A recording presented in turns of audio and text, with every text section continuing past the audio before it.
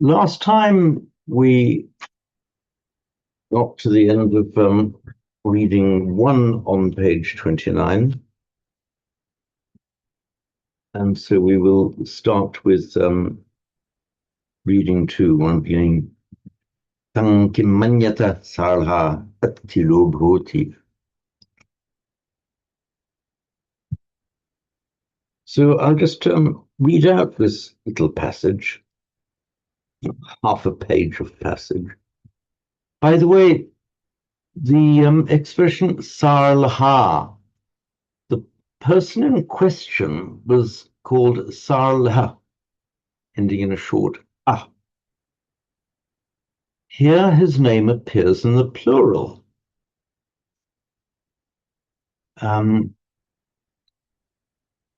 Does anyone know the reason why his name appears in the plural? Simon. I think it's because in the first part of the sutta, there's several people who turn up, Migara's grandson or something, and various other people's grandsons. And in Pali, if you're referring to a group of people, you can refer to them by the name of one person and put them in the plural. Exactly so. So if Simon turned up with his friends, you see, I could refer to not just Simon and friends or Simon and I just call them Simons. So isn't Simon the one I happen to be talking to now? I could refer to all of you collectively as Simons. In fact, if so, I could call you Keiths or Christines or Srinamalas or Duncans or Fennies or Judiths or okay, all the rest. But that's that accounts for the plural of the name Salha.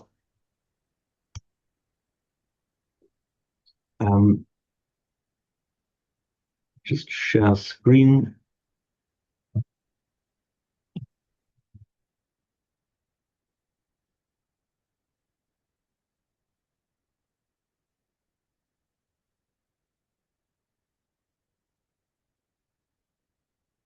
Okay, are we properly shared? Okay, right.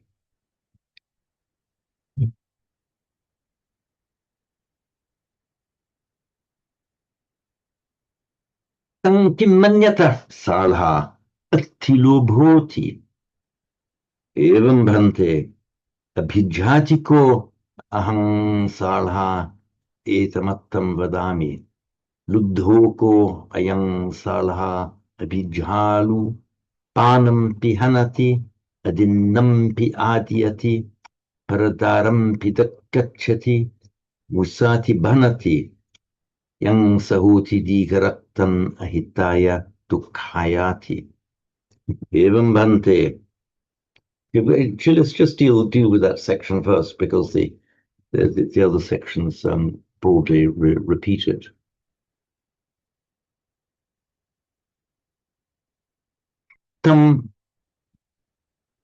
The first word in this passage, it's the accusative of it or that. And it's used here not because it's actually referring to a particular thing. It can be used to mean, well then, what do you think? Or in that case, so, well, what do you think? So the tongue here has the effect of so. Let's just see how Kelly has done it. Oh yeah, Kelly. So what do you think, Salah? Oh, by the way, have you all got this other text as well? I'm not sure if I sent it out to everyone. It's that text, but with this translation in blue done by John Kelly. Okay, you have all got it. Fine.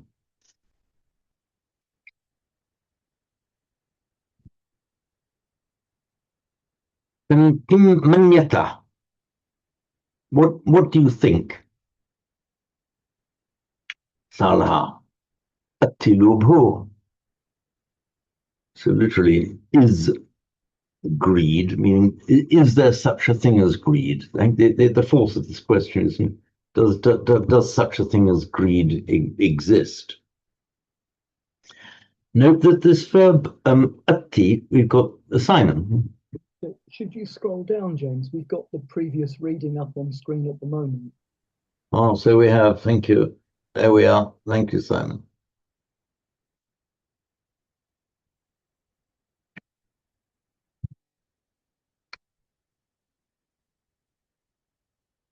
You know, the two verbs for to be or it is, you've got atti and also bhavati or alternatively hoti. Atti, although there is an overlap in meanings, you tend to find that bhavati is more equational, A is B, whereas atti is more stating that something exists. The distinction isn't hard and fast, but you tend to, if you're saying, does such and such a thing exist, then you tend to use the verb atti. The plural, by the way, of atti is santi. The Latinists among you will recognize the distinction, the similarity rather, the Latin est and sunt, because asti, by the way, so atti is asti in Sanskrit, asti santi comes in Latin est and sunt. Where it means something exists, you very often find the singular is used for both. The singular form of the verb is very often used for the for plural nouns. Normally, the rule is quite strict. Plural noun requires a plural verb. But in the case of atti, meaning something exists, such and such thing, there are such and such things, you very often find that the singular of atti is used instead of the plural. So atti lobhuti. And again, this T is just ending the quote of what the Buddha was saying. Evam bhante. Evam we know is meaning thus. Many suttas, maybe even most suttas, begin with Evam me sutang, thus by me heard, thus have I heard. And it is often used just mean yes.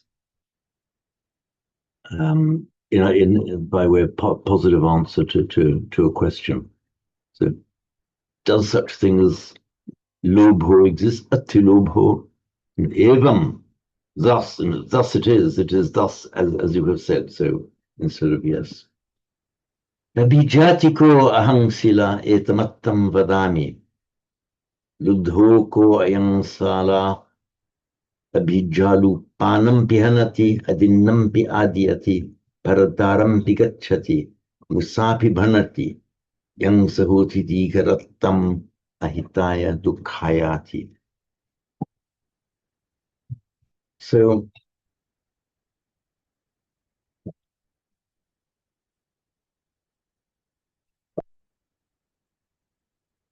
Vijatiko Amsala etamatam vadami. Abhija, unquote, I, this, meaning, say, literally. Aham, let me separate these two words.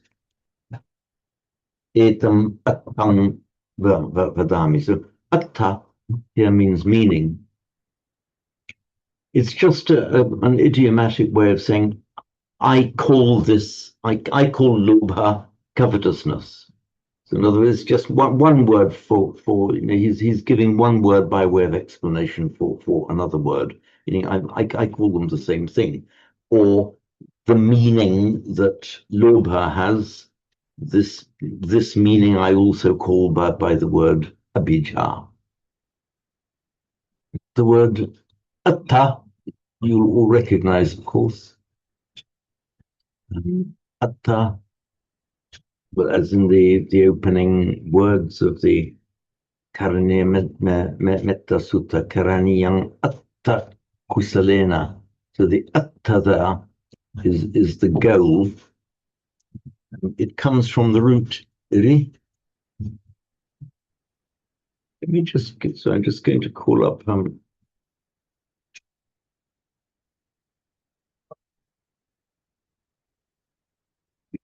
new blank sheet.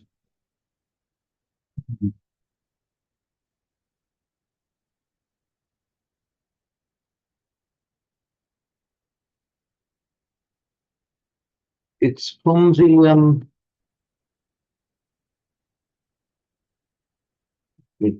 make it large so you can see it.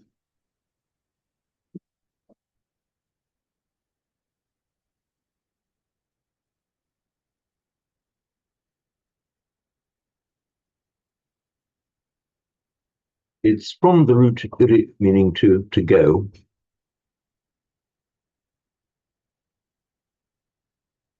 And with the strengthening of you, and plus add the add tap, which is one of the ways of making a verbal noun from a root. So the root becomes ar before the addition of this suffix. So arta means originally it's the place where you're going. And by extension, it means your destination, or your objective in going.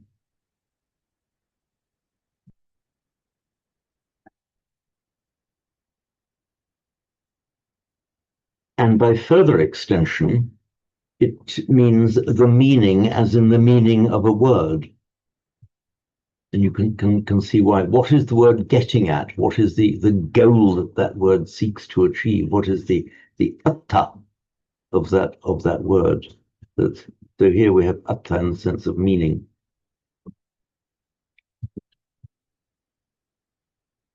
Also, the artha, by further extension, certainly in Latin, came to mean what one seeks to achieve by the application of one's skills. So the word art, actually, that we have in English, the word art, from the Latin ars artis, does come from that same word as the Sanskrit artha, Pali atta. Same, so artha in Sanskrit, and then by regular phonetic mutation, atta in Pali.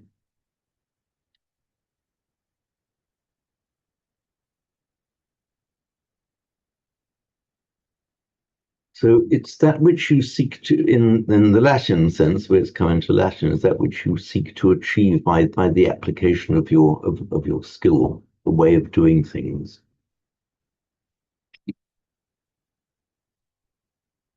Yeah.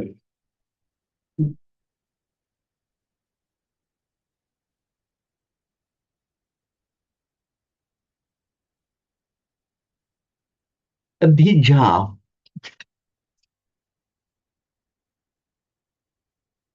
is from the same root, actually, from which we have the word jhana.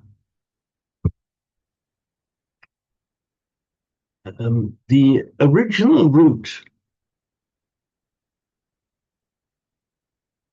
the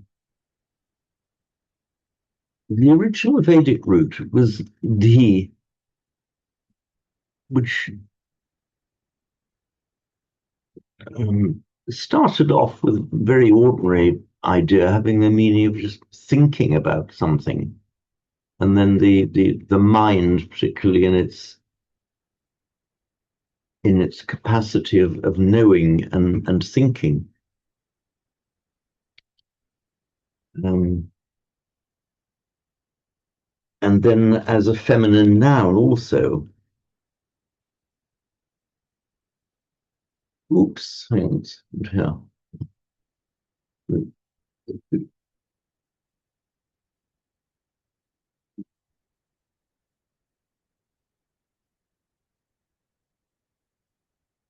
Yeah. It's a feminine noun, both in Pali and in Sanskrit. Just meaning mind. Some of you will remember, certainly from Lily de Silva study days, the word dhivara, meaning a fisherman. In fact, it's a euphemistic word,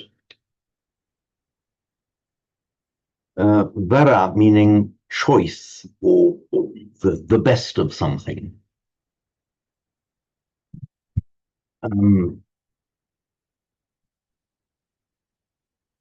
And because being a fisherman was regarded as a bit of an inauspicious thing, and sometimes people didn't even like to talk about fishermen, felt squeamish because they lived by panati pata, by the taking of life, same as butchers. So instead of using an actual word that accurately described what fishermen did, they call them, "Oh, best of intellect, oh, you of superb and lofty intellect." So that was kind of a euphemistic name for a fisherman, which is to say that Divara simply means a fisherman without more is slightly misleading. Welcome, Krista. Apologies, I'm so late. No, don't worry, Krista. Now, it very often happens that you get one root. I'll be right with you, Sam. I just put up the. You get two roots, one of which is derived from another. You get the primary root and the secondary root. The reason they're referred to as two roots among the grammarians is that this is all as was established by the grammarian Panini, who was roughly, we don't know Panini's exact dates, but he was roughly a contemporary of the Buddha. And so Panini stands in a kind of a, as you know, the great godfather of Sanskrit grammar. In fact, if you look at Panini's work, it's just a work with the most monumental intellect, all written out on, goodness me, on palm leaves or whatever they wrote them out there. It's a phenomenal work. Anyway, that has been the model for Sanskrit grammarians and Pali grammarians ever since. And if Panini says it's two separate roots, then we kind of, yes, accept Panini says so. So that's that. So Panini gives us a separate root, dhya,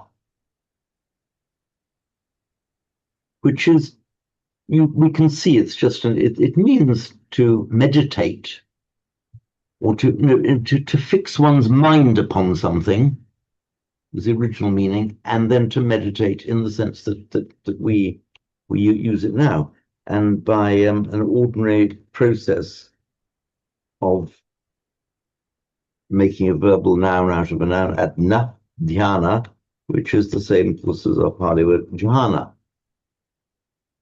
So dhya has the idea of fixing one's mind upon something. Before I forget, Simon, please come in with your question before I resume. I'm wondering whether with divara, just the vara bit, you said is something to do with choice, choosing to do something. Sorry, yes. The original meaning of choice, vara is choice. Then by extension, it means the best of something. Okay. I was just wondering, given It means what one would have by choice. I mean, we even use it in English. Thy choicest goods in store, on him be pleased to pour, in the second verse of the national anthem, the one that very rarely gets sung nowadays. I was just wondering whether, if it's about choice, whether it's related also to varana, in the sense of I choose this, but I ward something off. Is it the same root? I think, is it the same root? It's treated as two separate roots, but I have seen arguments. I'm not quite sure how serious that they ultimately came from the same thing. So choose it, you cover it, you keep it fit for yourself. The original meaning of vri actually is the other meaning of vri is to cover. For example, that's where we get the word varna, which means a color, which originally meant that by which something was covered. Its outer surface is the color. I'm just thinking divara could therefore be somebody who covers up their intelligence, or who keeps their mind away from their work or something, wards off intelligence.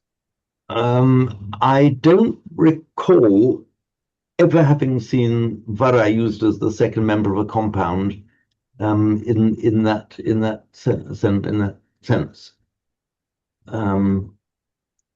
I remain convinced, and until you can persuade me otherwise, Simon, that in fact it does mean it's just almost a sarcastic euphemism. O thou of mighty intelligence, O thou of supreme intelligence. Incidentally, the Vara, in the sense of wanting, choosing, it comes into Latin. The Latin for to want is velle, and I want is volo. So that it and volition, which we have in modern English, comes from the Latin velle, meaning to want, and also in the English word will, in the sense of one's desire. It is my will.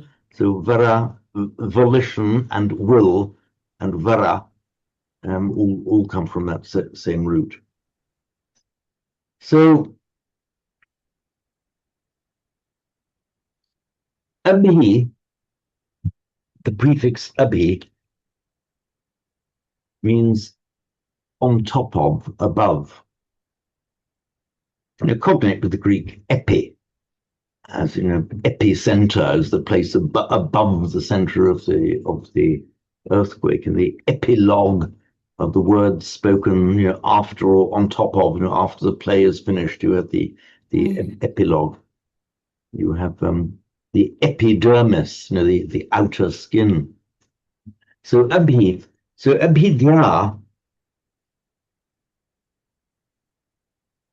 is your mind being on top of something. You're going after it, covering it, grabbing it with your mind. That's why abhijā means covetousness.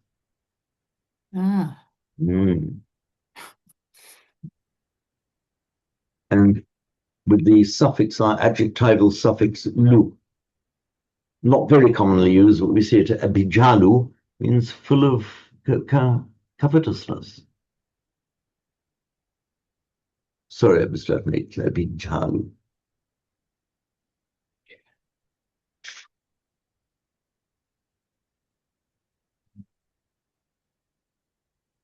Okay, so in this text, we've got abhijā here as the, just enlarge it a bit. Abhijā, the noun meaning covetousness, your mind being going out and onto something, the mind going out to grab something. And here is the abhijalu. This adjectival ending lu, you find both the short u and with a long, pretty much indiscriminately as far as I can see. So abhijatiko aham salaha etamatang vadami. So does lobha exist? And the Buddha says, Salaha or Salahas, I call this meaning I call I give the meaning of the word lobha, I also call abhijā.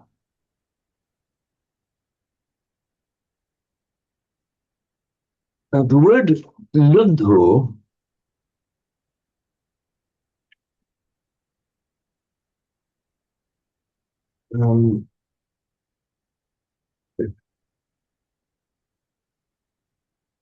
stem from luddha. It's from the root lub. What happens is, if you get lub, you want to make a past participle out of it.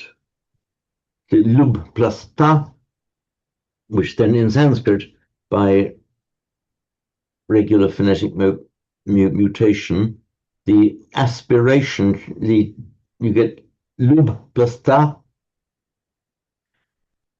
The ta of the past participle mutates to a da, and then the aspiration shifts.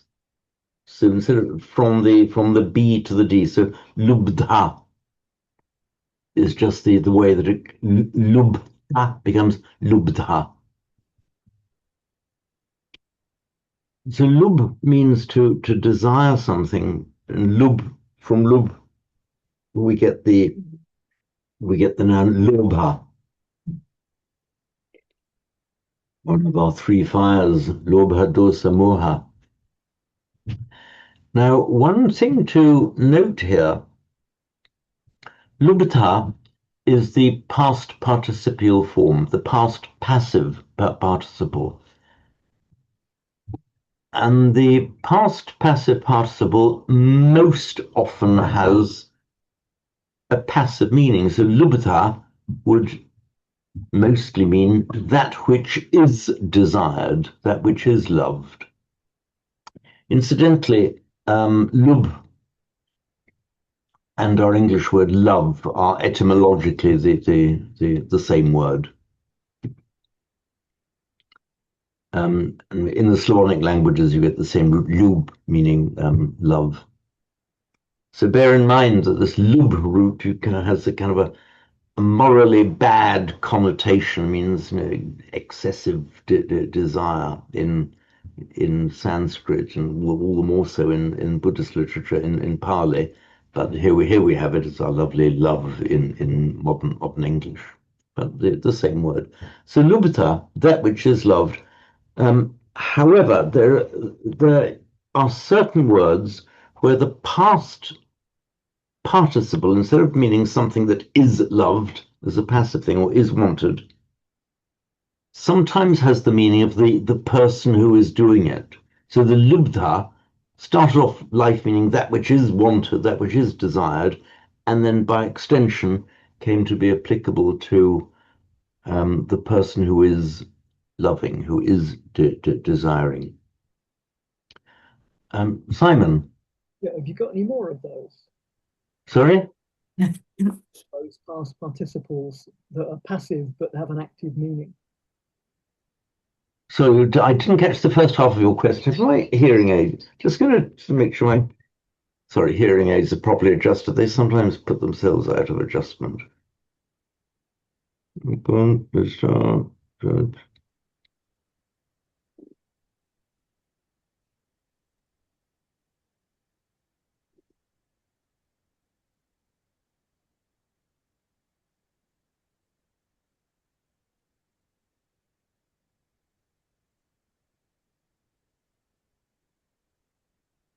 Okay, it should be better now. Try again, Simon.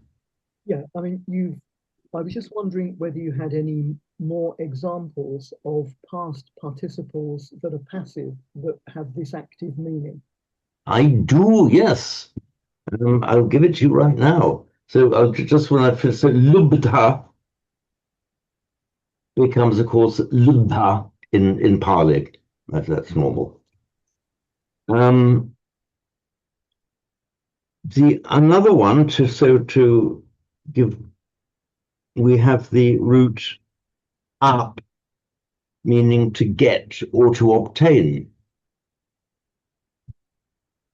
It is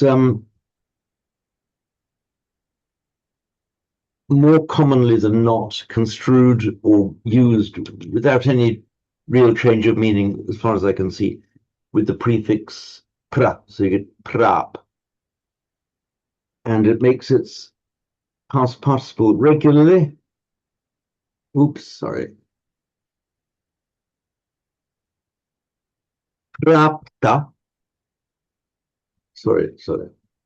Here we are. Prapta in Sanskrit.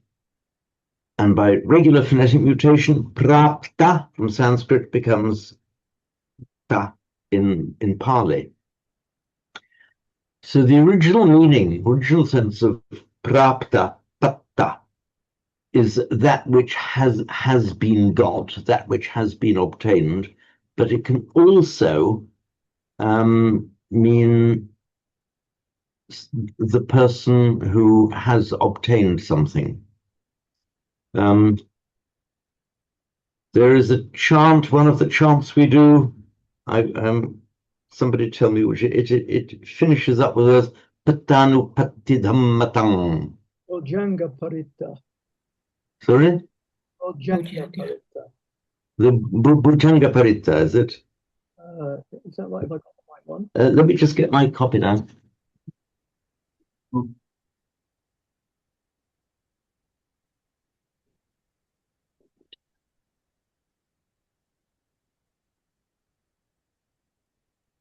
Do you mean Pattanupatti Dhammatang? Pattanupatti Dhammatang, that one. Or Bojanga at the end?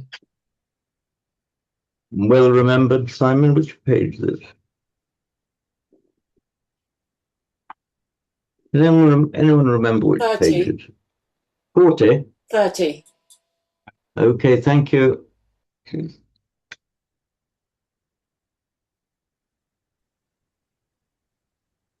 40, 40. No, 30.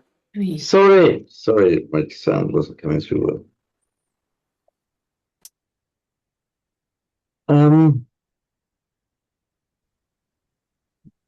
Yes, Bhujanga Parita, of course. Oh yeah, it's two lines up. Maggahata Kilesava Pattanupatti Dhammatang. Two lines up from the bottom of page 30.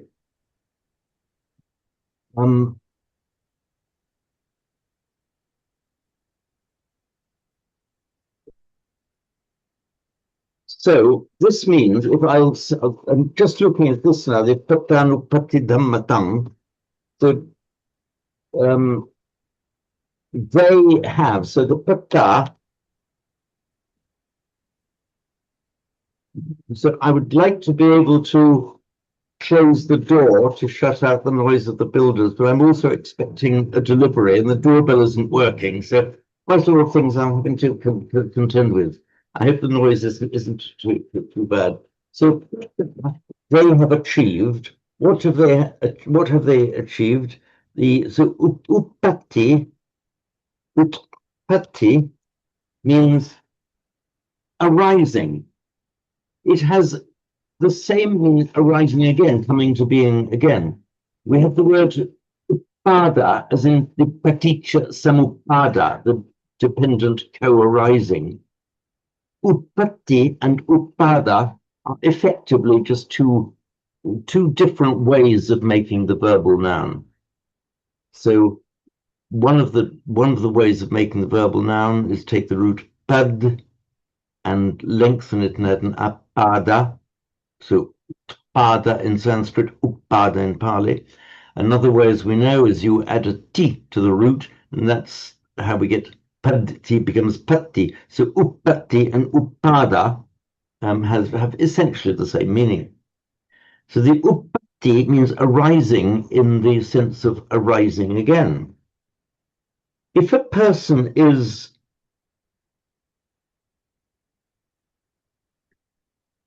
uppatti dhamma, means he is of the nature to arise again. Means because of his life, because of where he is uppatti dhamma, of the nature to arise again. And I think you all know this a very common meaning of the word dhamma when used as a second member of a compound means having the nature of something. As in the very last sentence that the Buddha is reputed to have uttered, where he says, Vaya Dhamma Sankhara, Vaya Dhamma Sankhara, Appamadena Sampadeta. Clearly something I see from the look on your face, Sri Anamala, that you know by heart.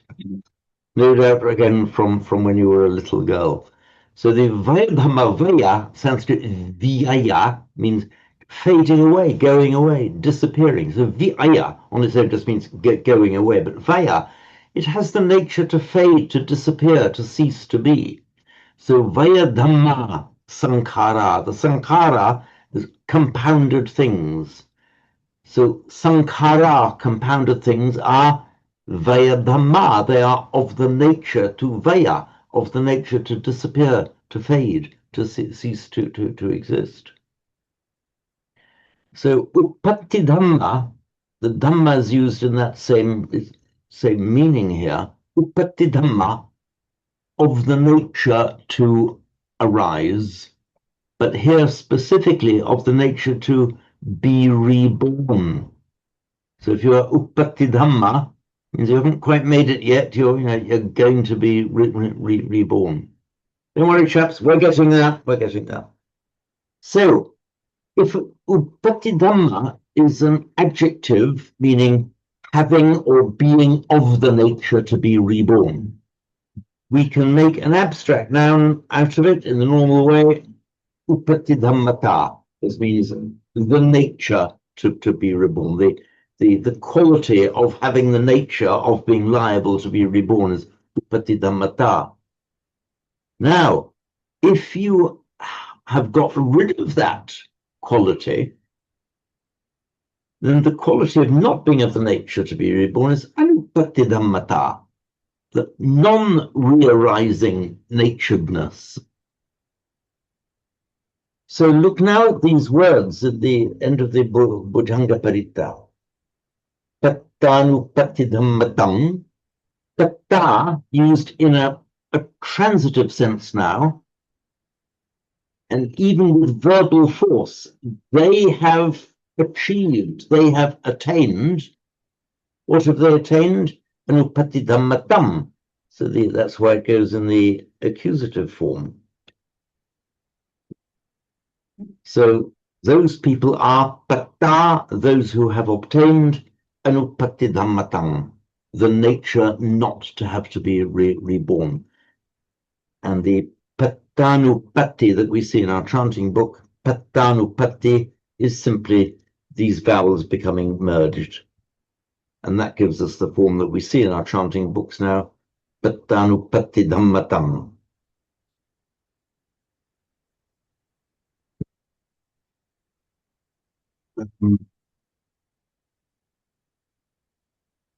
There was actually a third one, Simon, that I had in my mind, because I remember, was it to this group or was it to the Sanskrit group? I can't remember now.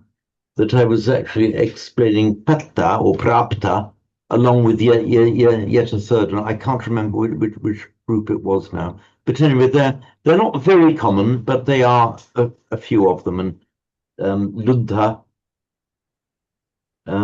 Actually, I think luddha is another one. Luddha, patta. Was it luddha? So luddha from lab, meaning, again, lab means roughly the same meaning as prap, means to obtain, to get something. So the root lab,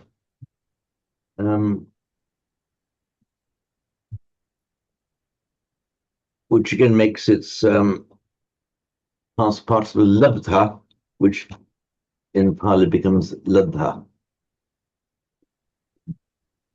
James, is there a form that gives you the passive, the original passive? Because in I think with ladha, you can also get labha, so that which is received, that which is got. What would you do with No, so do you mean it was with long R? Sorry, with no, a long that B, with a B, with the double B? I think isn't there labha? Lambha. Oh, so lambha with a short R. Yeah. Lambha would be the future passive participle, that which is to be obtained. It would be in Sanskrit labhya, which and then becomes in Pali lambha with the assimilation of the ya. What do you do then if you want to keep the passive, so that which is obtained, or indeed with patta, that which is obtained rather than the one who does the obtaining? Okay, you just use those same forms, and you have to know by context what it means, which one it means. So that's when I say these are both of these participles, luddha, patta, luddha. I mean, they all started off life as pure passives. I venture to say, I'm fairly sure I'm right, but it doesn't matter terribly much if I'm wrong. They either started off life as pure passives and later on came to have an active meaning as well. The active meaning didn't replace the passive one. They both coexist. Either it was always the passive meaning came second, or it did coexist as from the start. I don't know. I strongly suspect it was started off passive and took on an active meaning. Passive. So was that a comment for us all, Jill?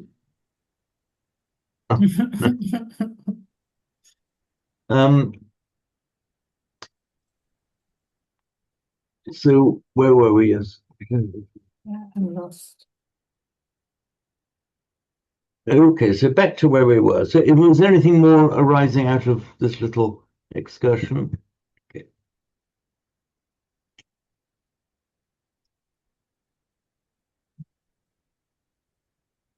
So abhijatiko ahansalaha etamattam vedami. So etamattam, this meaning literally the meaning of lobha, I say is the same as abhija. This so here the lubdho, the desirous person, the abhijalu, the covetous person. Those two are in apposition to each other. They've been used just as an alternative words for the same thing. In fact, virtually expressly, because that he is saying that abhija, he's saying, well, I also call lopa abhija. And lubdha, of course, is simply the past participle of lobha. So the covetous person, salha, the desirous person, panam pihanati. Literally, he kills life. Adinampi adiati. He takes the ungiven, the adinna. Paradaram pigachati. This is para, meaning cognate actually with our English word far, meaning far or other. So the paradara is the wife of another. Simon? Yeah, looking at this one, it's if it's the wife of another, it would be a genitive tapurisa, presumably. I'm just wondering whether it would bear the meaning grammatically of a kammadarya in the sense that he goes to another wife. So not content with the wife he's got, he moves on beyond in a kind of promiscuous style, whether grammatically it could mean that. Preceptually, I know it doesn't, in the sense that there are women who are forbidden, and she would, the wife of another would be protected. But I'm just wondering whether, as grammar, it could mean that he goes beyond the wife that he has. I see the point, but as far as I'll check this out for you. But whether para as the first member of a compound ever has the meaning of another as opposed to of another person, I'm not sure. Or just beyond.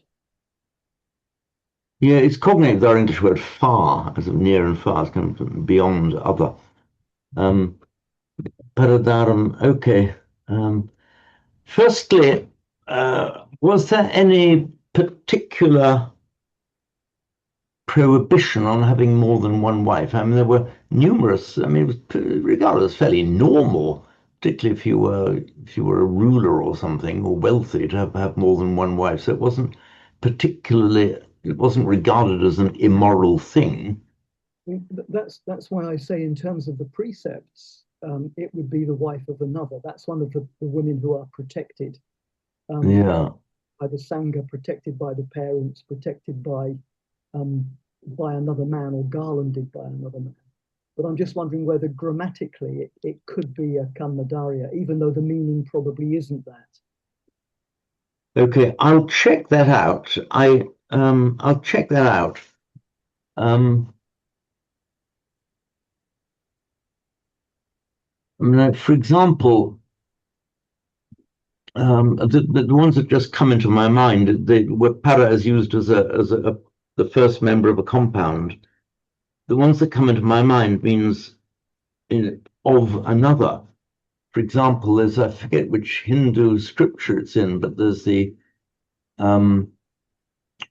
psychic power if you want to feel what another person is actually experiencing, it's called parakaya pravesha, means entering the body of another. In other words, psychically entering that person, so you're actually experiencing what that person is experiencing. Let me check that. I'll look at it quickly in the break and see if I can come back with anything. So it may well be that you're right. It could have that alternative meaning, but here the meaning is specifically the as well adultery. Well, so I assume it to be. It says going to another man's wife.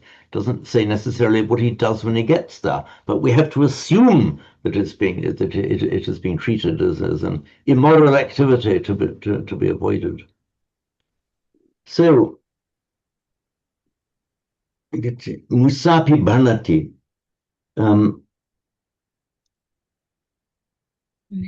Bhanati meaning just it's the same as vadati and so on. Uchati, vachati. It just means speak. He speaks falsely. By the way, the Surutban.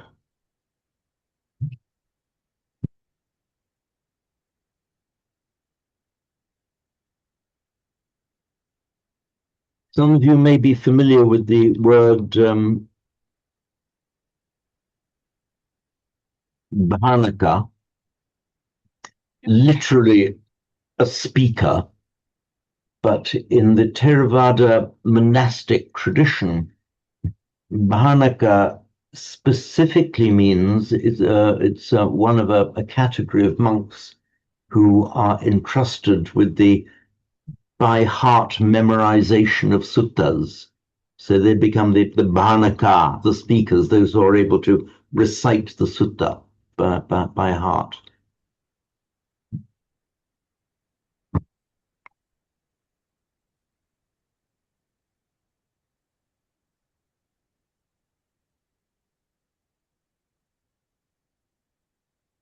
Yang sahoti dikarattam ahitaya dukkhayati. So which, young just which, used here in exactly the same way that we'd use it in English, that he does all these things, which will be for a long time to his detriment and to his dukkha.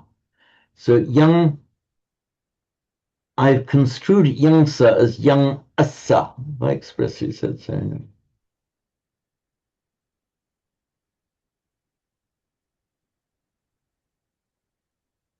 Yeah, so young assa,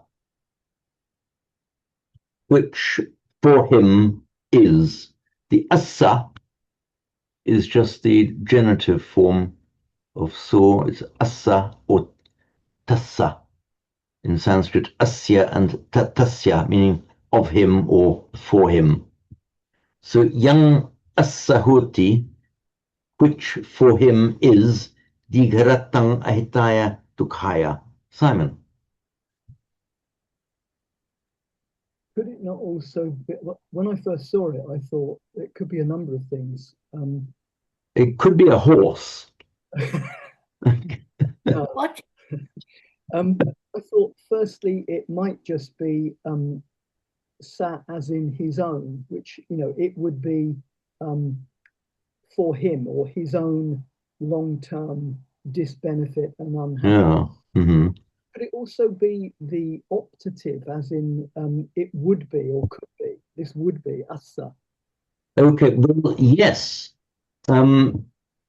Save that, we've got the hoti immediately following. So it means you wouldn't have the optative form of the verb as followed by the indicative form of hoti right next to each other, meaning the same thing. So if the hoti wasn't there, I would say yes, that would be actually the more likely interpretation. But because the hoti is there, that is by very strong implication means that the assa must be for him. So sa, that's not own. Could that be own then? His own.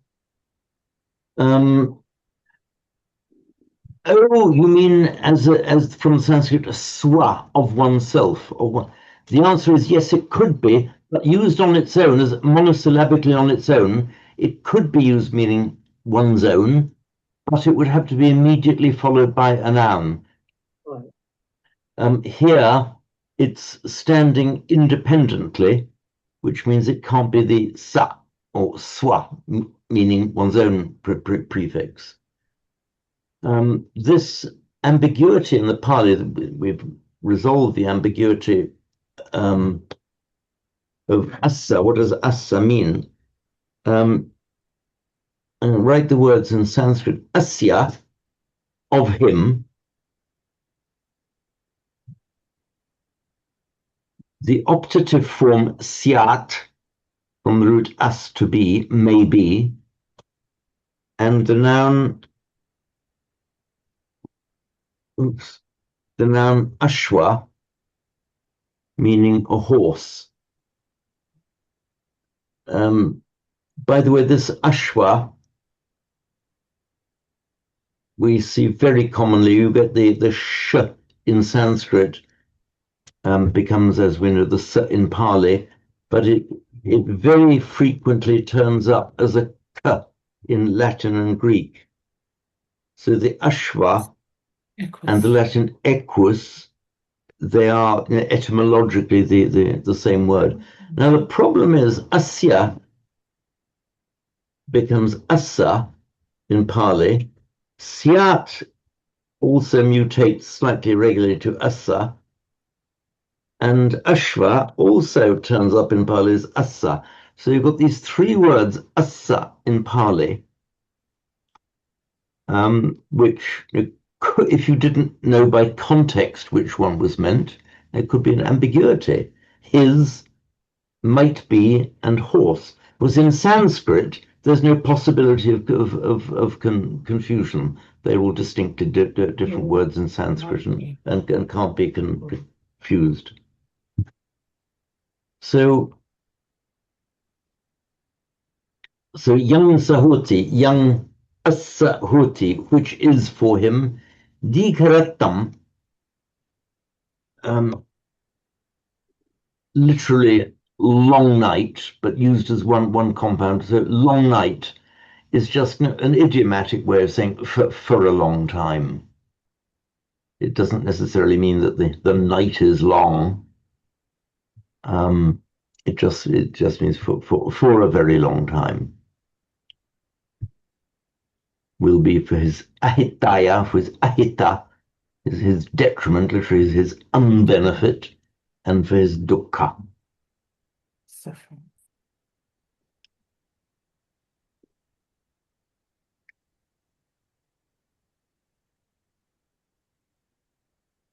In fact, we could have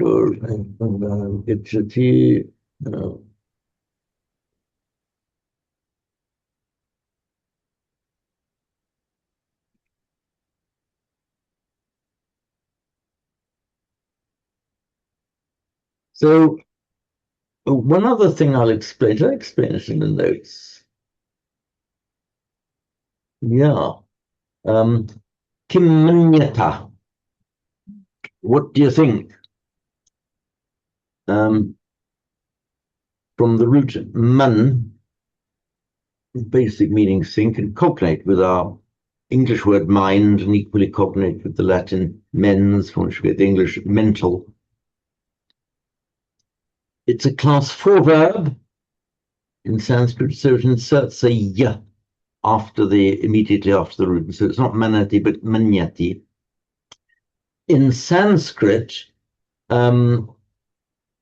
it's written with two separate consonants, n and ya, manyati. I think I'm right in saying always, but certainly most of the time, whenever you get an ya, which, as I say, written as two separate consonants in Sanskrit, it becomes a nya, you know, the n with a tilde in Pali. So that's why Magneti, or alternatively Magnete also. Um, Magneti in Pali. Um, I think would be Manyami, but you most commonly see it in its Atmanepada form, its reflexive form, Manye. So Manye, you very frequently see as a kind of interpolation. Somebody's saying what he thinks, and he will just insert into the sentence Manye, which is exactly corresponds to the English methinks, the Old English methinks. It seems to me.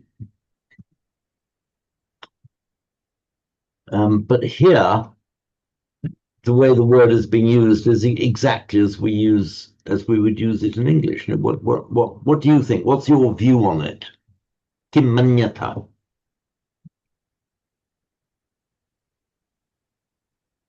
So we've just come to 4 o'clock. So we'll have a break of 15 minutes, or just under 15 minutes. I'll see you all back here at 4:15, if that's all right.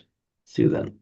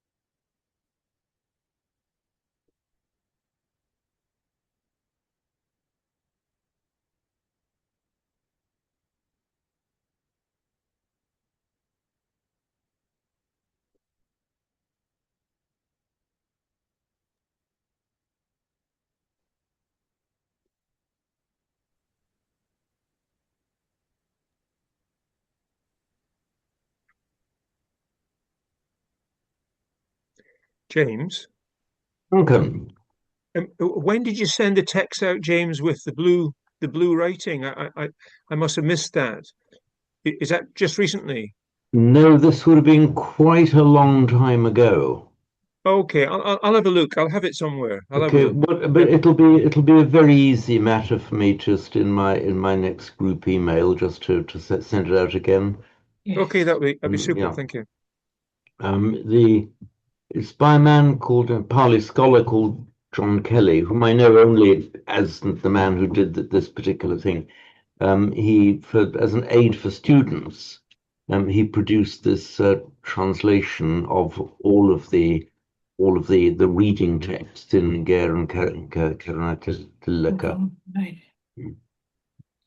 Wonderful. Thank you. It was probably last summer. Okay. Well, Yeah. if it's no bother, sending out would be great. If not, I'll find it, James. No bother at all. It's simply a question. I've got it as a single file here. I just attach it to my Okay. group email for this class. Thank you. All right. Um,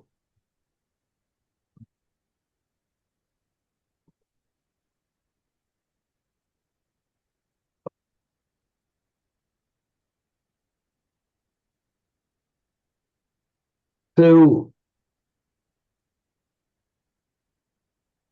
what I'm feeling inclined to do, if that's okay with you, we'll just have not necessarily everybody, just a couple of readings, a couple of recitations of this, and then look at the next paragraph, which is a partial repetition, not a full repetition of the first one, and then go on to do some grammar. So just taking you in the order in which you are in my gallery.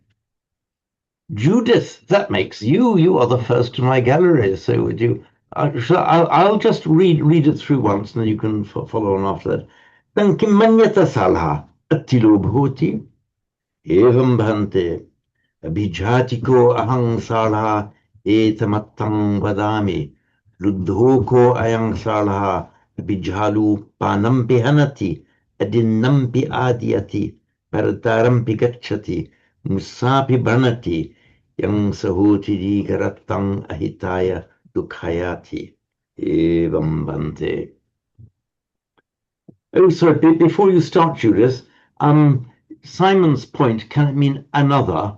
I just in the break I just quickly looked down the list in the PTS dictionary. There's just one exception, but all of the examples given, it's effectively a bahuvrihi means of belonging to another. There's just one exception that I was able to find, which is the parapana, meaning another life or other lives. But even query that, I'd have to check back to the original text. So we can fairly safely say that if it does have the meaning of another, it's a much rarer meaning, and the standard meaning of para as the first member of a compound means belonging to another.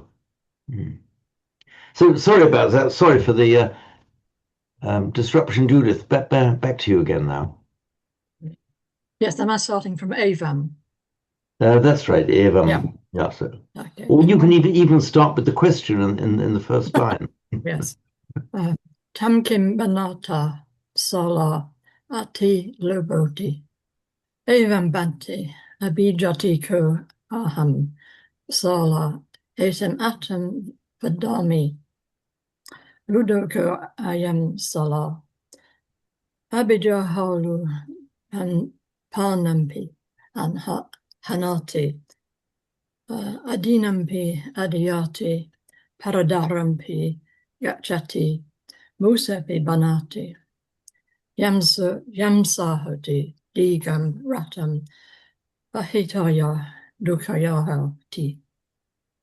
Okay, Judith, but remember the doubled consonants. We've got to be very careful to hold them as an abhijja. So manyata, abhijja, tongue. Say for example, pronounce tongue, but holding the t before it finishes. Exactly, yeah, that was better. And also abhijja. Abijah. Okay, good. That's fine. Remember that it very often makes it's not just a question of right pronunciation. It will very often make a difference to the actual meaning of the word itself. So, as for example, Dhamma with a single A, not Dhamma as in the teaching. Dhamma, D-A-M-A, just means taming, whereas Dhamma from Sanskrit, Dhamya, meaning to be tamed, requiring to be tamed. So if you mispronounced it there, you'd actually distort the meaning. Okay, very good. Also, just remember, just try this other one here, gachati. Gachati. Gachati. Gachati. That's much better. Don't be afraid to hold that doubled consonant before releasing. If anything, if you want to err, it would even be better to err on the side of holding it too long rather than not holding it at all. Okay, thank you, Judith. Shrinimala, we're round to you. Tamkimam mannata salha atiloboti evam bante abijjati ko aham salha etamantam vadami luddo ko ayam salha abijjalu hanampi hanati adinnam pi adiyati paradaram pi gacchati Musa pi banati yam sahoti digartam aditya dukkhayati Ahitaya.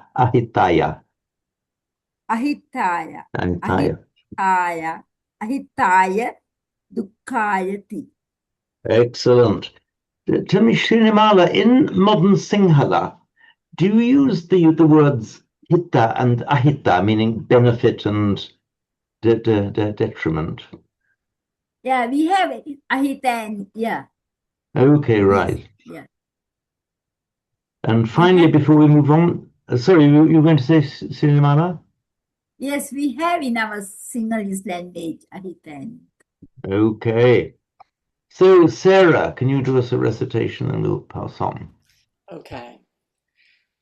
Tam kim manyata salha atilopoti evam bante abijja tiko aham salha etam attam vadami lutoko ayam salha abijjalu pannam pihanati adinnam pi adiyati paradaram pi gacchati musa pi banyati yam sahoti digaratam aditaya dukayati. Okay, very good. Just one little trap that people often fall into, and you did slightly, there's adiyati. Sometimes when we see this ati ending, people want to pronounce it, or if you're an English speaker, you kind of fall into pronouncing it as an arti, like Maserati, you know, so ati, adiyati. Adiyati, right. Okay, so what we'll do now, we'll just go on to the next paragraph, which is parallel with a few changes. Byapadoti ko ahang salha etamat. Sorry if I misspelled it wrong.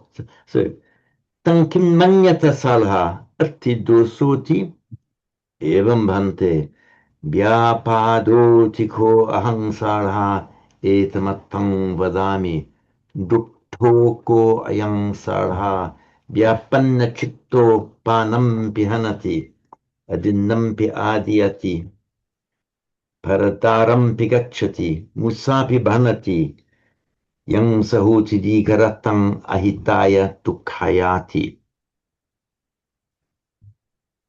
So it's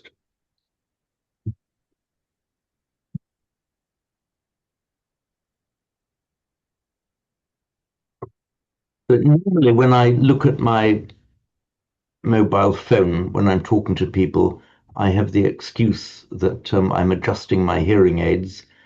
I will not falsely use that. It's just that I'm waiting for a delivery, and they'll sometimes I'm just trying to find out whether it's coming. Sorry, I've got to answer this.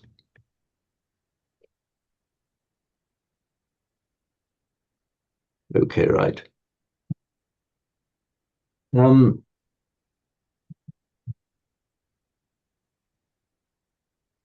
I have just spotted, I should have spotted it before.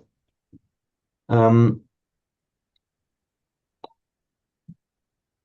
error that I made in the explanations down here in this column. Did anyone else spot my error?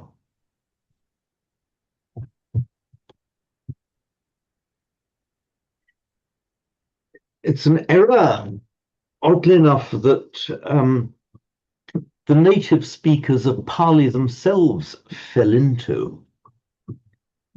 You see, the thing is, there are two roots in Sanskrit. There's dush and dwish. And the root dush means anything is bad or wrong, whereas dwish, a different root, means hatred.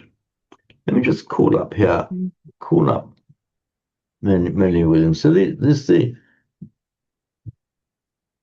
so the root dush is, by the way, it's the same as our prefix durgati, dukkha.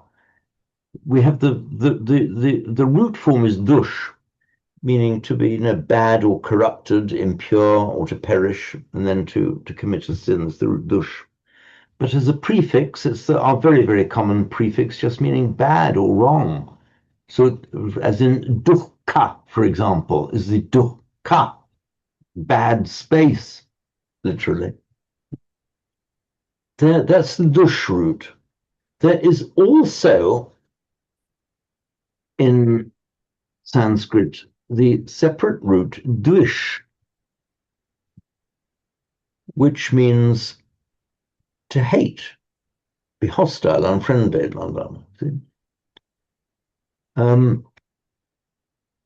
these two roots in Sanskrit, let me give them to you here.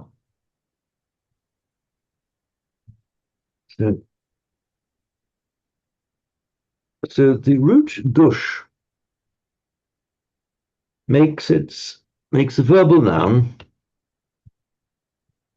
dosha. That's a regular way. That's a regular way with strengthening of the guna of the vowel dush dosha. And the root dvish, that's one meaning hostility or hatred, makes its verbal noun in a normal way dvesha. Oops. Dvesha. So you get dosha, the verbal noun of dush, meaning a fault, corruption, badness.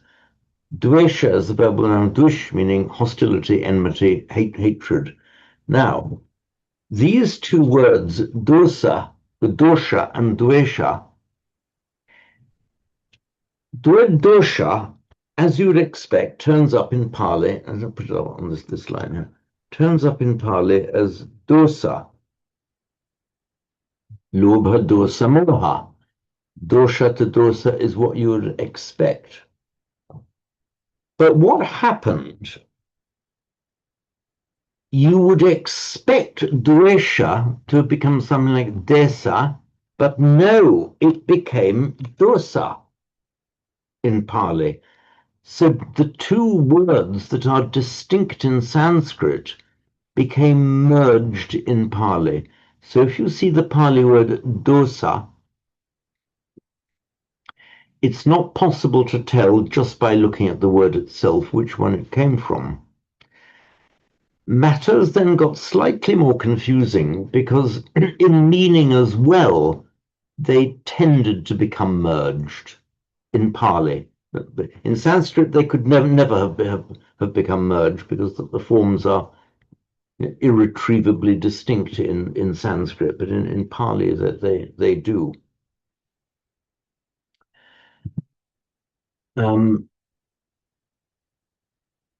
So, and I think there's a note maybe in Margaret Cohn's dictionary saying how effectively, even in meaning, they have become more or less merged between Sanskrit and Pali. Well, so far so good. But what I mistakenly did, I fell into the trap by insufficient attention, which I confess and apologize for. By insufficient attention when I was preparing this document, I got the dveshti.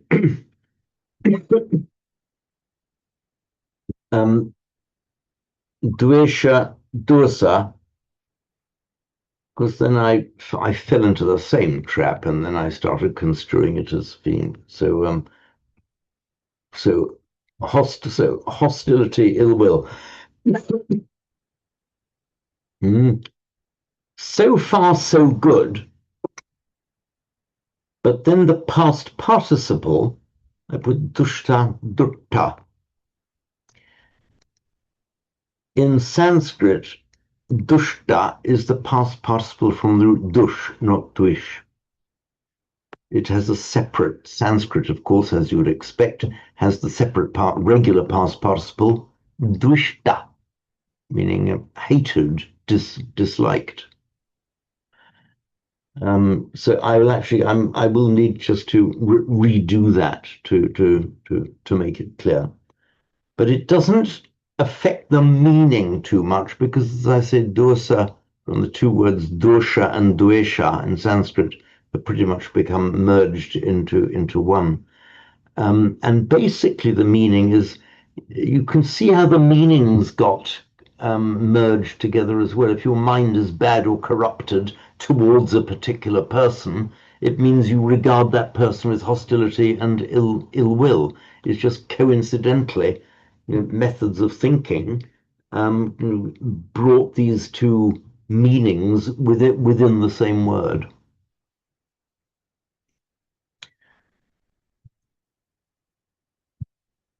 So Manasachi, so Sanskrit also has a pradushta, meaning kind of corrupted, rotten through, pradushta, bad through and through. But then in Pali, that word came to have the meaning a mind full of hatred. So corrupted, a corrupted mind, but specifically corrupted in the sense of being full of hatred. So we see that in the opening verse of the Dhammapada. Manasache padurtena bhasati va karoti va. If a person speaks or acts with a mind full of hatred. So, subject to that correction, it should be clear enough. Hang on, let me just.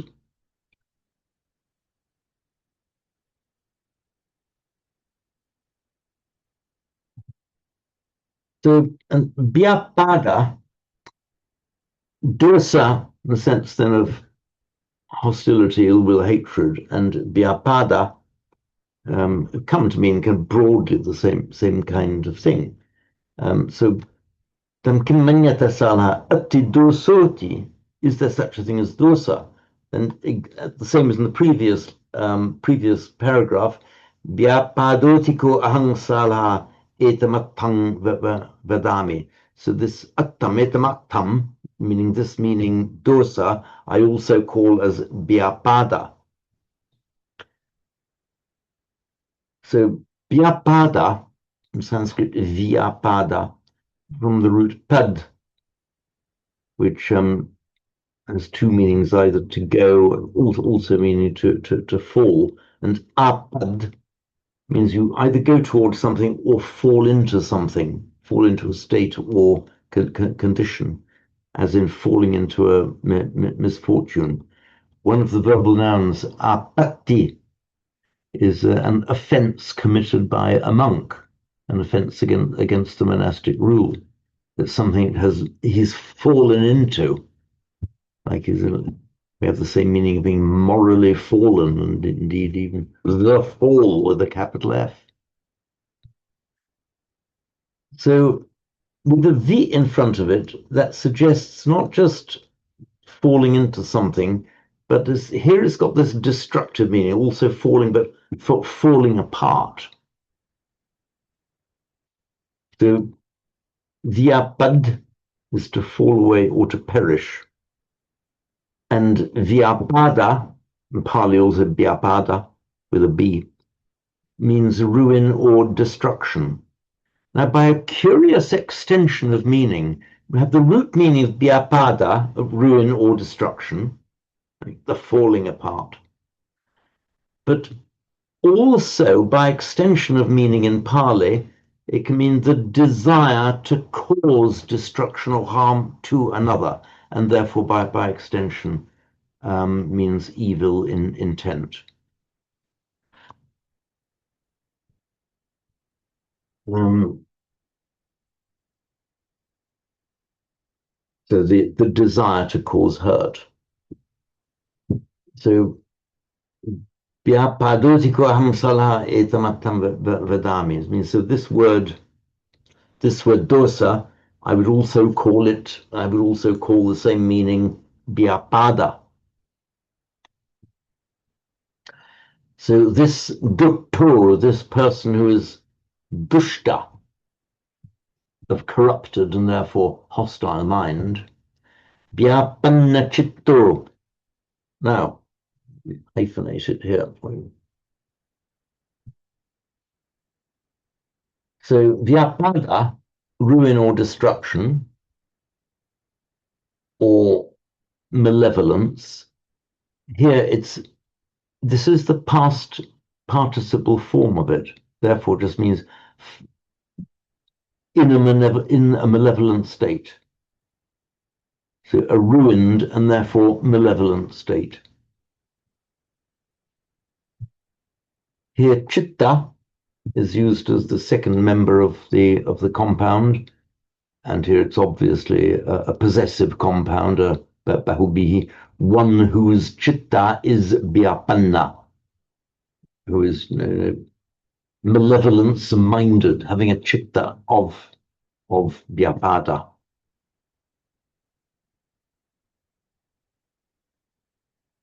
Now, just a reminder, I'm sure you all know, we all know that the word chitta is a neuter noun.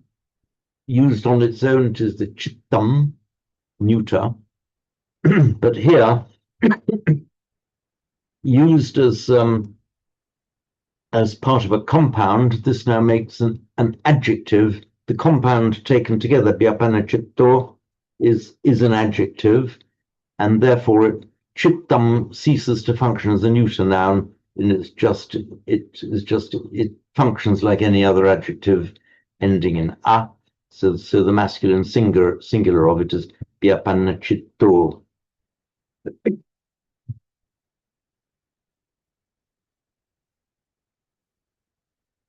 And then it finishes up the same as this, the person with a malevolent mind. So I got to think, might be the delivery with Mary Lou. Okay. So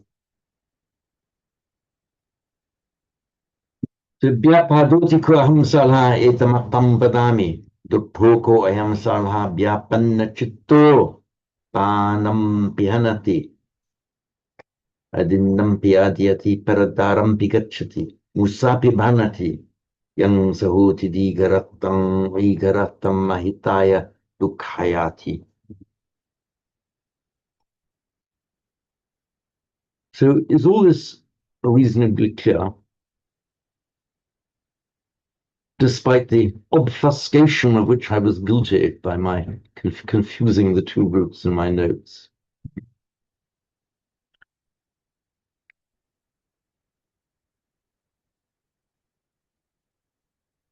So were there any comments or queries arising out of that?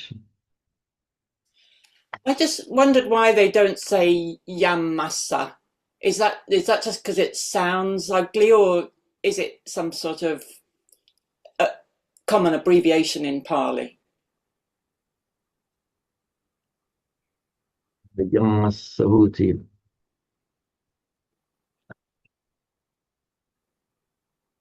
I suppose it's a bit like the difference between in English saying it is and it's with an apostrophe S. It's just a matter of style at the time. But at the same time, if you're writing words of wisdom, you might tend not to say it's. You might tend to sort of say it properly. Ah, yes, that is a very, very good point, Sarah. However, this is actually not even, maybe it's not even intended to be high-flying language, because this is meant to be a record of the words as actually spoken by the Buddha.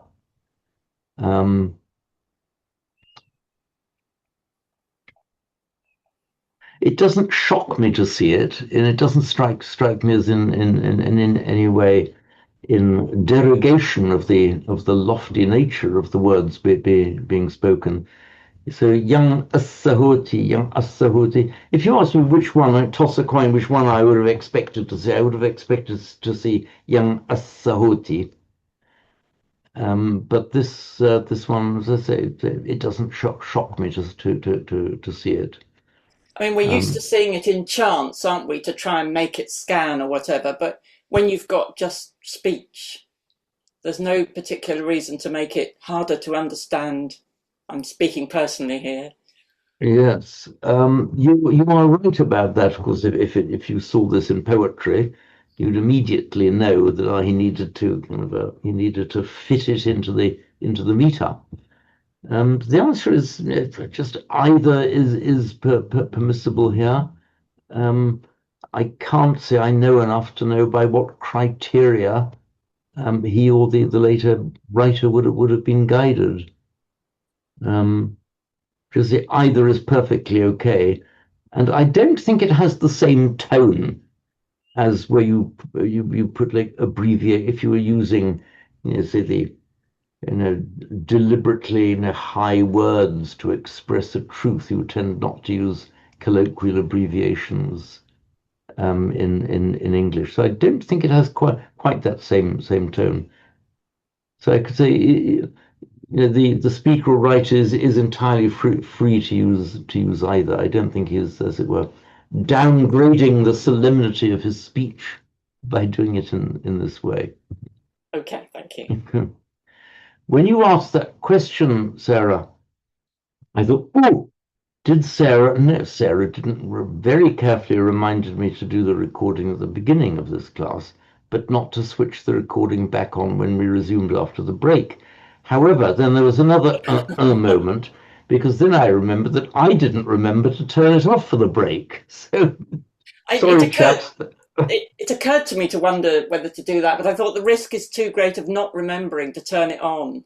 That yeah, okay, it's that's better a good. to have a quarter of an hour of silence than miss the second half of the lesson altogether.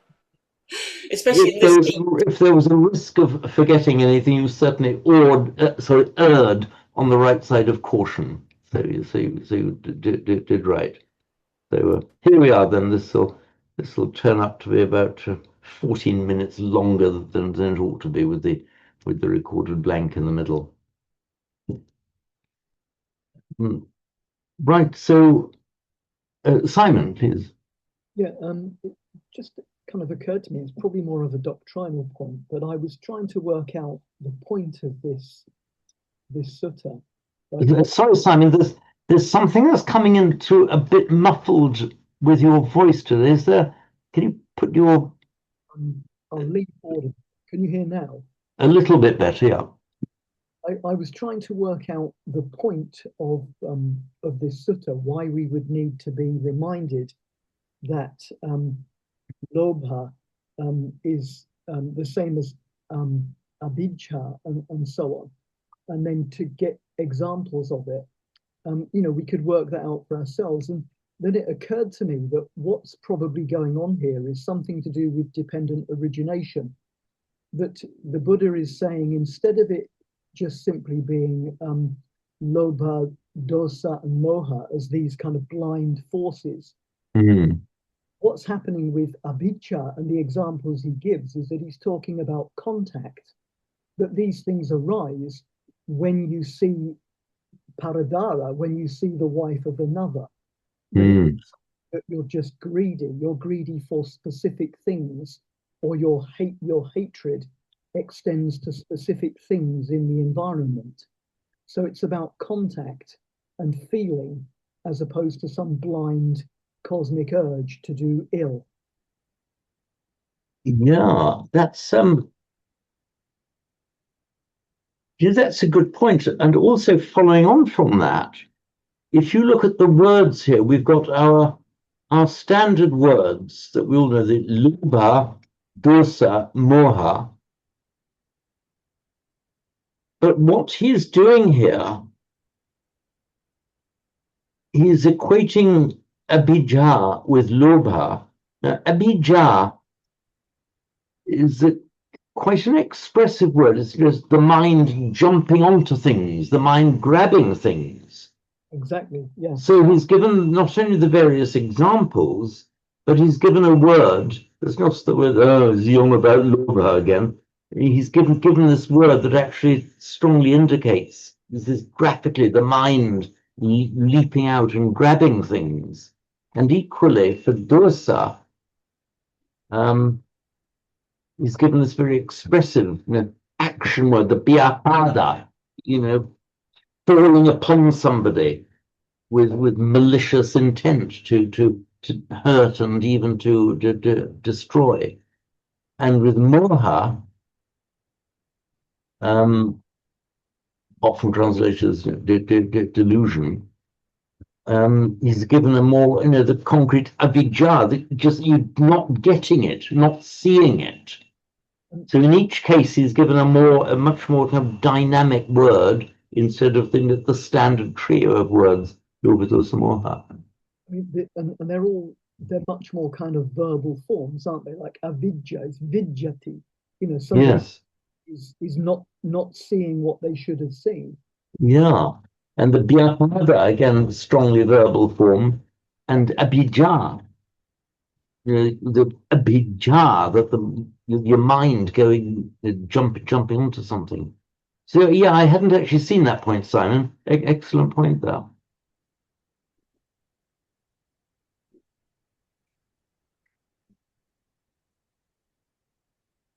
So, are you ready for a bit of light relief with some grammar?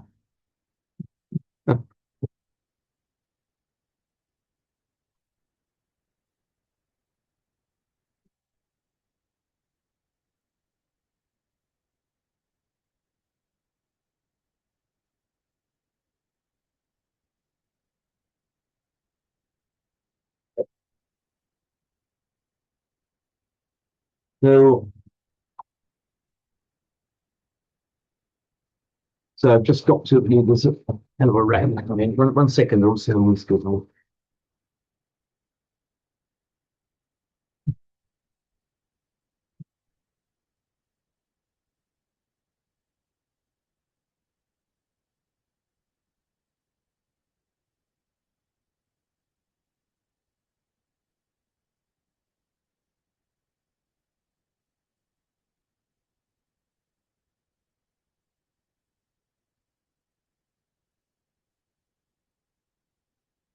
Okay, it's just the builds are packing up for the day, and I can't really blame him that he's chosen this moment to hoover the stairway. But the noisiest vacuum cleaner I think I've ever heard in my life outside industrial grade. I don't want to tell him to stop because he doesn't speak English very well, and he might think that I'm telling him never to bother to clean up after him in the next week that he'll be here. So I'll leave him to it. So we're looking at page 37 in the printed book, and it's talking about a and o stem verbs.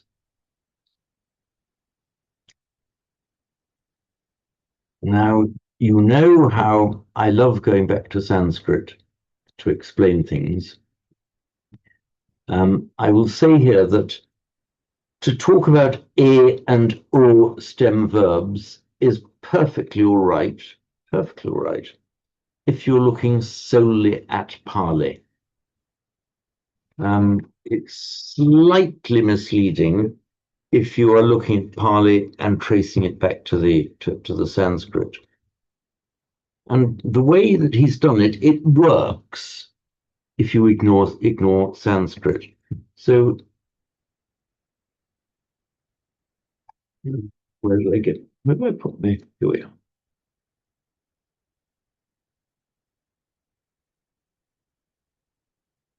So I just need to leave you again. I do apologize.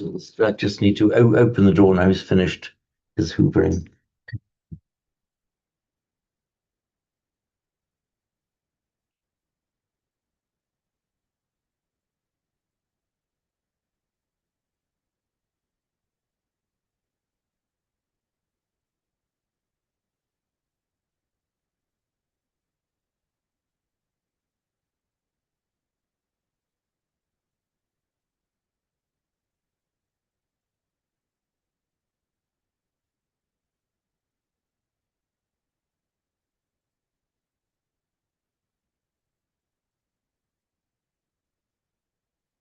I do apologize. I've got to send this urgent message because the promised delivery has not come by the time they promised it, and the builders are about to leave.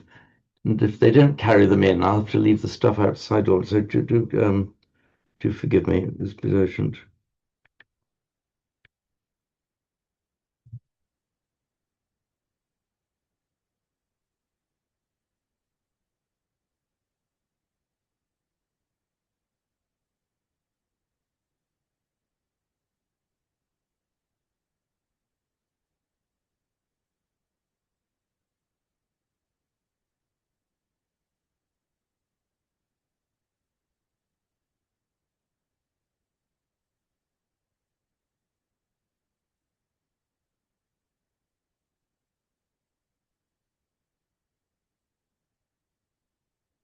Okay, gone.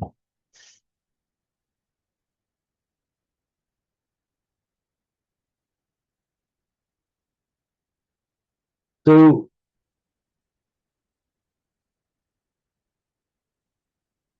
A and O stem verbs. Look at paragraph 7, 2/3 of the way down, page 37. So A stems, numerous verbs in Pali with the present stem ending in A. They take the same endings as the verbs above with A, but do not lengthen the vowel in any of the forms, since the long versus short distinction does not apply to A. What he's talking about lengthening the vowel, we get gachami, gachama, in the first person singular and plural. We don't say gachami or gachama, say gachami, but gachasi, gachati with a short a. For these a stem verbs, it's just all the long a. Bhavemi, bhavesi, bhaveti, bhavema, bhaveta, bhaventi. The position in Sanskrit is this, and we can use the verb bhavemi because it's virtually identical. The same principles apply in Sanskrit.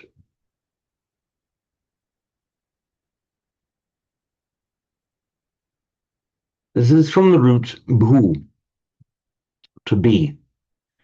And bhavemi, bhavesi, bhaveti is actually it's the class 10 form of the verb, often called the causative, because class 10 is mostly but not always a causative. So the distinction between saying class 10 versus saying causative is, strictly speaking, a class 10 verb is where in Sanskrit you add the ending aya, bhavayami, gamayami, and it's called causative often because mostly it has a causative meaning, but the grammatical form class 10, aya. Let's take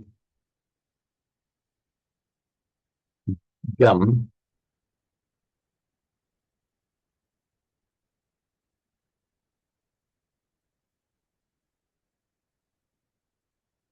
Gamayati. It's this insertion of aya instead of a is the mark of the class 10.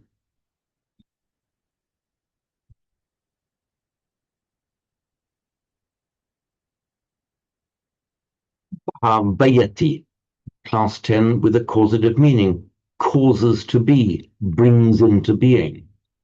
Bhavayati in Sanskrit. In Pali, the ayati, is simply softened to eti, ayati eti. So exactly the same meaning.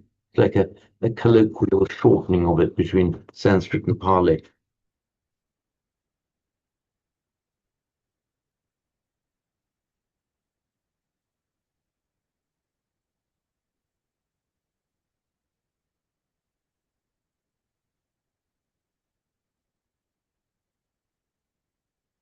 Sorry about this, it's some nuisance.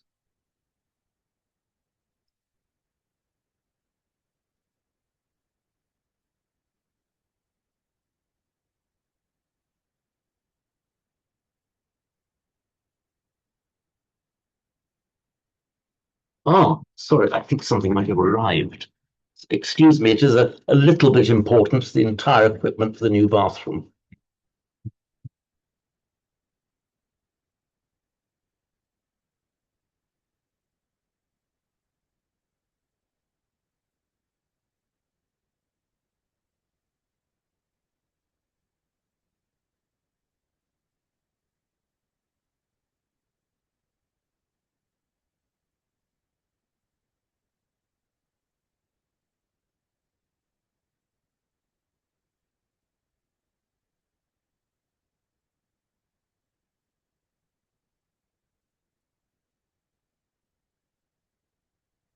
Okay, here we are. I'm trying to teach Pali with builders in the house and a delivery just being made at the last minute, just as I'm trying to hold the builders back to wait for the late delivery. Anyway, all seems to be well now. The stuff has arrived.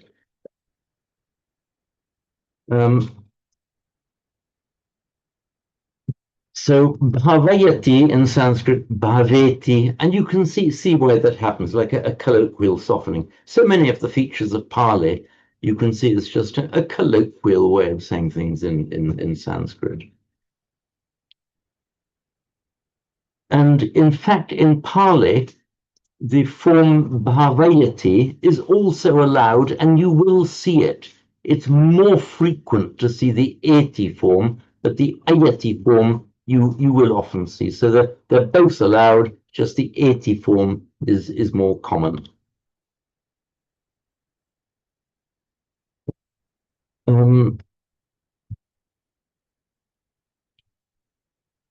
So read what he says at the bottom. Verbs in A commonly have a transitive or a causative sense. Yes, they often have related verbs which are intransitive.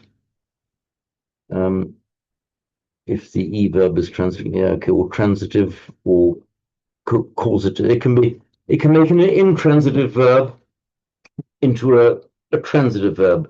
Gacchati from gum to go, gamayati to call, to make someone go. You have also hanati to kill, Gateti, to cause to kill. In other words, to get somebody else to do your dirty work. You must neither kill nor cause to kill. Means that you must not kill people yourself, nor must you get other people to do it. The culpability is equal.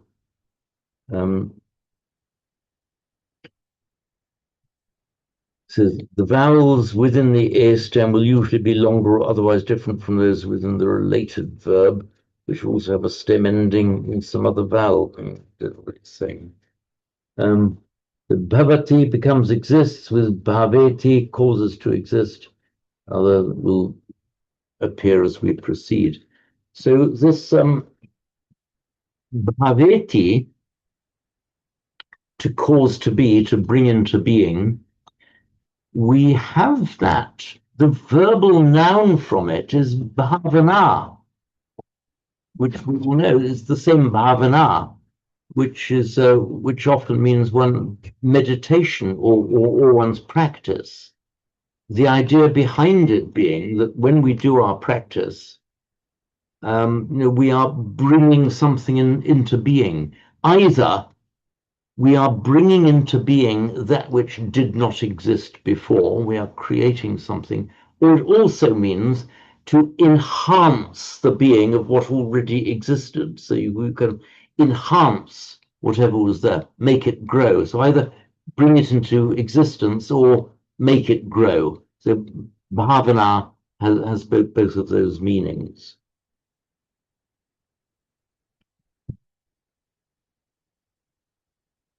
Then in 7.2, near the top of page 38, verbs with or stems. There are also a few verbs in Pali with stems ending in or. So I just need to send a message to my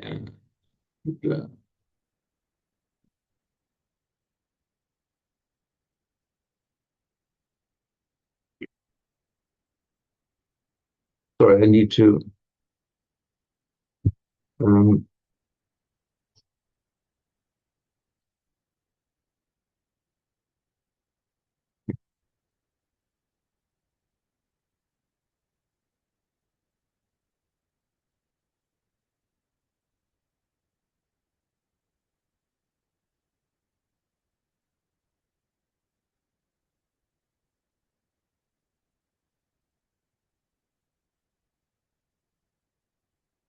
so looking at 7.2, verbs with or stems. There are also a few verbs in Pali with stems ending in or, like those in e. They do not lengthen the final vowel when affixes are added, well, because or is always long anyway, if it can be, that's unless it's followed by a consonant cluster. That's with karoti, karomi, karosi, karoti, karoma, karota, karonti.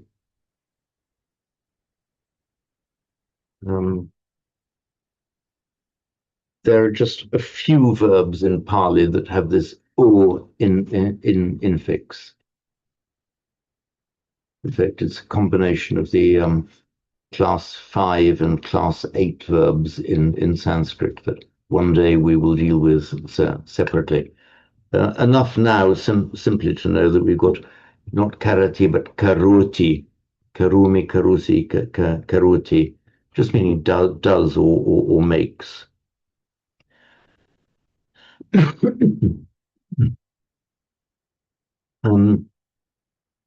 The present participle stem ends with an nt, as in all other verbs. So you get karunt is the stem, so karunto, one who does, one who makes, karuntassa, of one who makes, and so on. Similarly, deseti, preaches, literally, it originally meant shows, but it means to preach or to teach. Descent. So Buddho Dhamman descento, the Buddha while teaching the Dhamma. It's that same deseti, to teach. In the famous phrase, when somebody asked him to summarize his teaching, the Buddha said, Dukkhandesemi. Dukkha I teach, Dukkhandesemi, Dukkha Nirodhancha, and the Nirodha and the cessation of suffering. I'll write this up, learn this. If anyone asks you to summarize Buddhism in 4 words, these are the words that you use. There you go.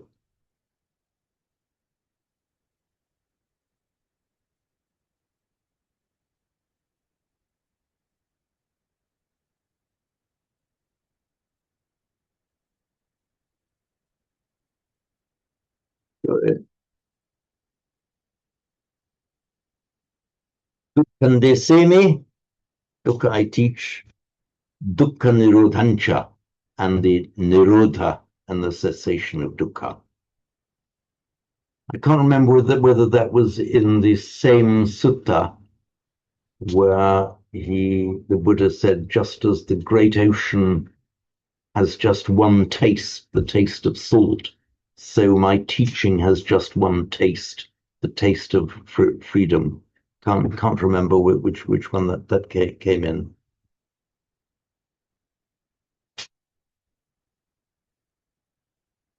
By the way, this Nirodhancha, it can equally correctly be written with the Anuswara.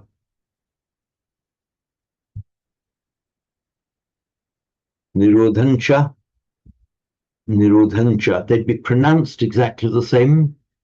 You will often find that where you get a word that would normally be written with the Anuswara with the subdotted M, where it is followed by a very, very common enclitic that's a tacked on word like cha or pi or ti, you'll often find that it's written not with the Anuswara, but with the corresponding nasal. So Nirodhancha. And if it was a P, it would be Nirodhampi, just written with a regular M, not a subdotted M. Nirodhanti be written with an N. It's just for these very common enclitics. You're permitted to write it not with the Anuswara, subdotted M, but with its natural corresponding nasal. It makes there's no grammatical significance to it. It's sometimes you'll see different forms on the same page. It should know significance which one it is.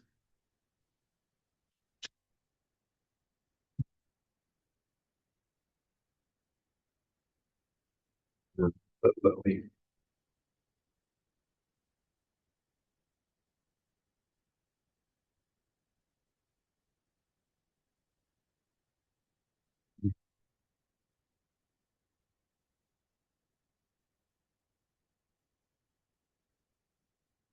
We're looking halfway down page 38.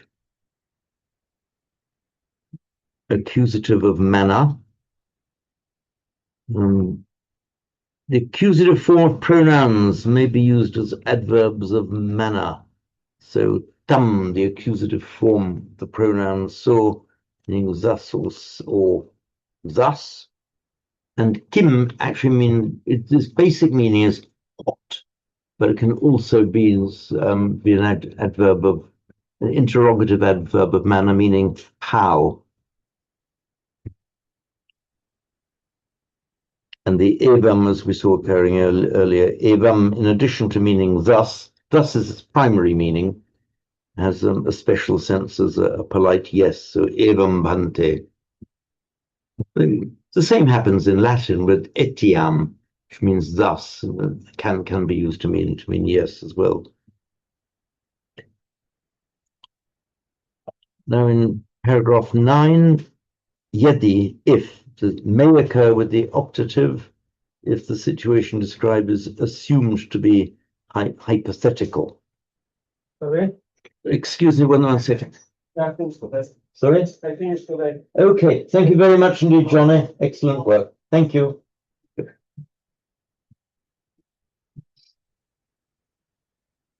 A diligent and hard-working young Lithuanian, because his mate had already left for the day, so he's just carried the entire lot in on his own. Good fellow. He will be rewarded.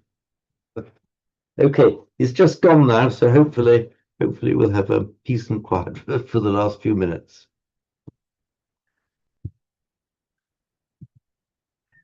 So yedi, if. So basically, yedi can be it can take it means if, exactly the same as the English word if, but you can use it in the optative sense. Sorry, use it with a verb in the optative mood or in the indicative mood. And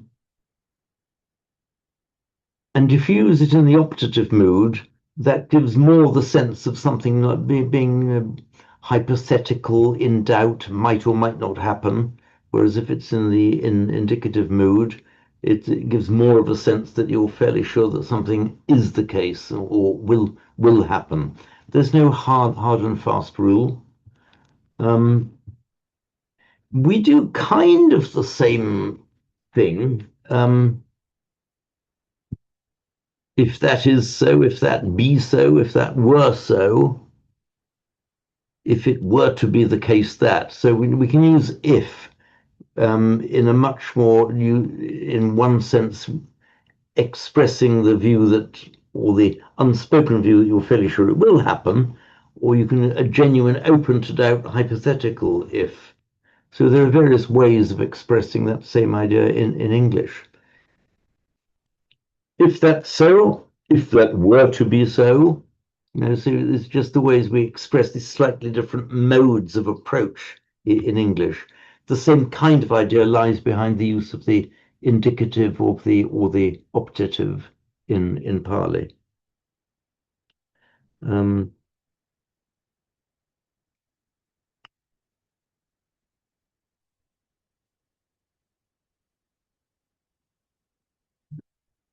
So, taking the examples here, yedina patisandahaya, that's the optative form. Now, it's the optative form, but with a negative. So, negative optative, that's because the speaker here is fairly sure that that person does reincarnate, is put together again, which is the literal meaning of patisandahati, to put together again. So he's fairly sure that the person that we're talking about is going to be reincarnated, but he's talking here about a hypothetical situation which he might also insert if counterfactually we were to say that he is not reincarnated. So because it's counterfactual in his estimation, that's why the verb goes in the optative there. So I'm saying if that were to happen, but I'm casting doubt on it by using the optative sense, or optative mood. And compare the next sentence, the yedi sankamanto natti, if there is nobody who steps across, or to use the alternative that Simon gave us from the Panke Sankamur, the crossing place over the mud. Here you see, he's saying that there is nothing that steps across, and he's saying that as I'm positive. I'm saying such a thing does not exist. That's why he's saying nati naati is not, that there is not.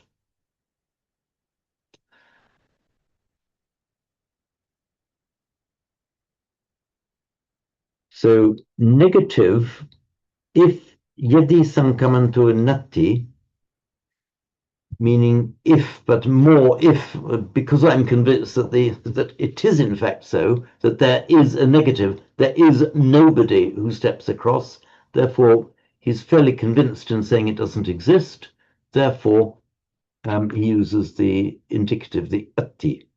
Otherwise, he could have used the optative, which would have been nasa, naasa, that optative form that we saw a little earlier in this session. There is also, by the way, another form of the optative. Okay. See, I'm highlighting here where I was giving you in Sanskrit, syat, which is the optative from as it may be, Pali assa. Pali also has the alternative form sia, assa or sia, and they're used indiscriminately.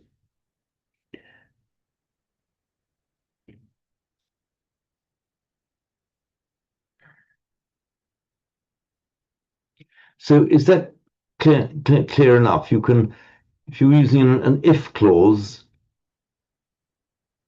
if you use the indicative form, the kind of your slant of speech, as you were saying, and I'm fairly sure that that is the case. If you use the optative form, say, well, I don't think it could really happen, but even if we were to assume that it did, that it can't cast that that doubt.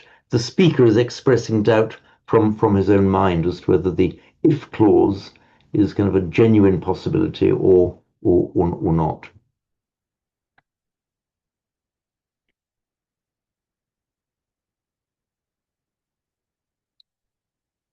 I appreciate that this is a little bit brain bashing, particularly on an unusually hot and sultry afternoon. So we'll wind up there then, but any particular comments or queries before we wind up? And if not, you've always got the next one. I can't remember whether I've mentioned this in the class, but you'll have seen from the timetable at the bottom of my regular group emails. I'm going to be away for 3 weeks, but I put in a couple of compensatory classes at the 3 weeks from the 14th of June to the end of the first week of July, whatever. I put in a couple of compensatory classes there. I'm expecting it to be a bit of a tough 3 weeks. It's at Green Street, and we're following the 8 precepts, not just the 5. So nothing to eat after lunch. Okay then, so we'll chant the blessing and go our ways. Okay. Bhavatu sabba mangalang rakhantu sabba devata sabba buddhanubhavena sada soti bhavantu te. Bhavatu sabba mangalang rakhantu sabba devata sabba dhammanubhavena sada soti bhavantu te. Bhavatu sabba mangalang rakhantu sabba devata sabba sanghanu bhavena sada suchi bhavantu te. Sadhu, sadhu, sadhu. Okay, thank you all then. See you next time. Bye. Goodbye. Stop recording. Thank you. Thank you.